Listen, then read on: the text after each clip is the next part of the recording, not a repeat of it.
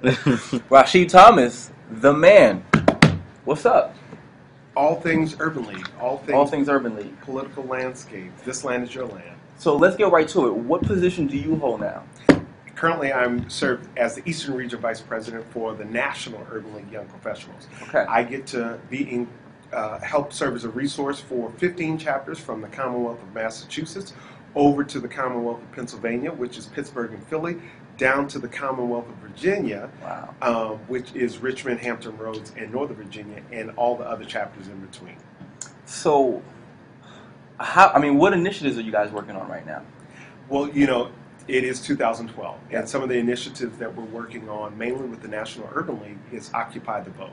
Gotcha. A lot of states are enacting, 7 states have enacted voter ID laws, and there are 20 states with those issues on the books, or laws on the books to be passed. Now, this disproportionately impacts minority communities and also elderly communities, to whereas they may require people to have an ID or 2 forms of ID or something of that nature. If we cannot change the laws in the country, we want to help people in our communities comply with the laws. So, State of Black America was released in March down in DC, and Mark Morial, president of the National Urban League, talked about that. And so we're getting YP chapters to hold forums, just like today's State of Young Urban New York, to where we're talking about the political landscape, this land is your land.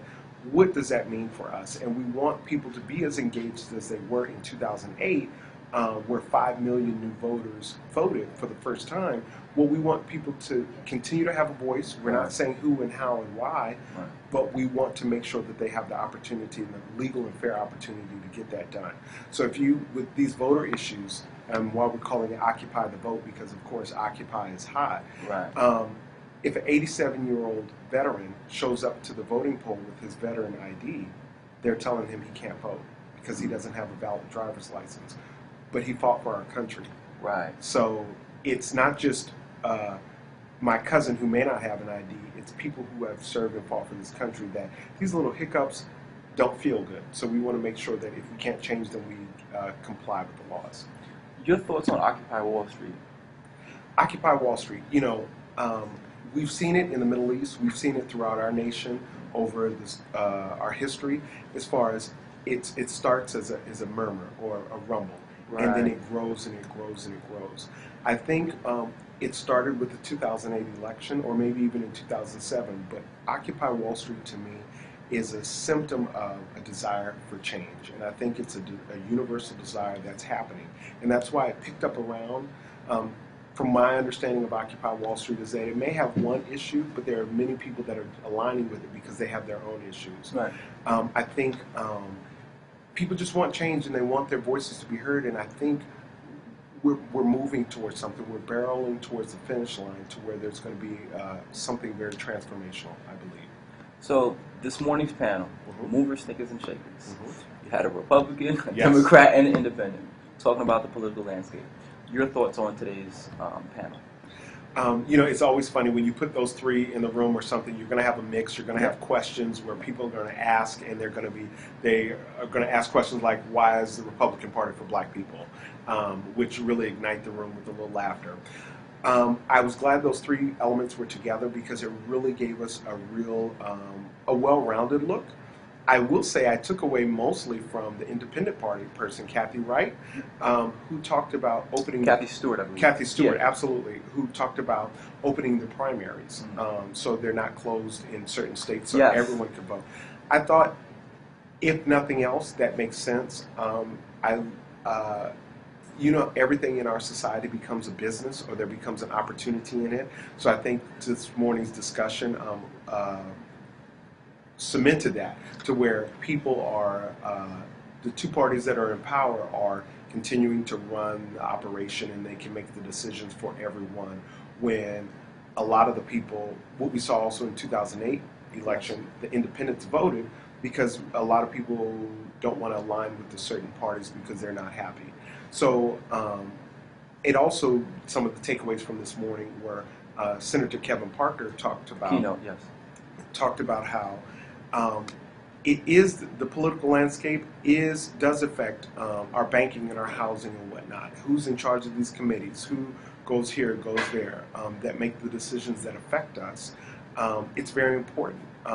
So last takeaway I got from that is that, how on a local level, how we can make an impact. Senator Kevin Parker said, you give $10,000 to the bigger campaigns, you may get a nice thank you card. But if you give $10,000 to a local affiliate, a local campaign person or candidate, you're on their speed dial. Your face is on their phone, and they know who you are because you've helped them. So it's really understanding what you can do at the local level and continuing to get engaged. You're very passionate about what you do. So what's next for you? Is it just really focusing on these initiatives and what you guys are doing now as a collective group and organization? By day I'm an HR professional, so I know that a lot of things have to come from repetition. And as the National Urban League, we've been having this conversation for 101 years now, almost 102 years. So what I do know is that we have to be consistent with our actions. And as a national board member for the National Urban League Young Professionals and a member of the New York chapter, I get a chance to help with that repetition. I support President Jamar Ward and CEO Arthur Rice and our National Urban League President, YP President, Brandy Richard. We have on April 4th. April 4th, right, with Creme Magazine, and she just recently went to China, and it's going to be hot. You're going to hear about that, and you're going to hear about just all that she's doing and how she's leading the young professionals, and we're really excited about that with her. What I do know and how her team is supporting the nation is being consistent. We have these forums, but if you don't follow up on anything, then it was all for naught. And it's just reminding people that there is an opportunity to get engaged and to help change their political landscape, and that they do have a voice and they're more powerful than they think they are. Now, with that follow-up, sometimes it comes in an email, sometimes it comes in our Facebook, sometimes it comes in, Wave TV 45, that you can have a live stream, an outlet that reminds people. Sometimes they hear it today, there's a seed planted, they're busy with their lives, they're trying to make $1 out of 15 cents, they're trying to make ends meet and get to their next level in their career. But it never goes away, the desire to make a change or to really follow up on what they heard and they learned about how they're more powerful. So we as YPs, as a collective body, are continuing that message and offering outlets and opportunities for them to be consistent and to make change and get involved. So now, if there's somebody on the fence of becoming a member or not, what would you tell them in the many benefits of becoming a member? Many, many benefits. I won't be colorful for this conversation because I can usually say, in truthfulness, a lot of people join the young professionals, which are 21 through 40. A lot of people join looking for a partner or a spouse. It's no secret. And I've always said over the years is that person who you may not speak to in the club because they're popping bottles or they're ganged up with their girls and you can't get a word in edgewise, when you see them volunteering, when you see them really giving of themselves, all of a sudden they become much more attractive.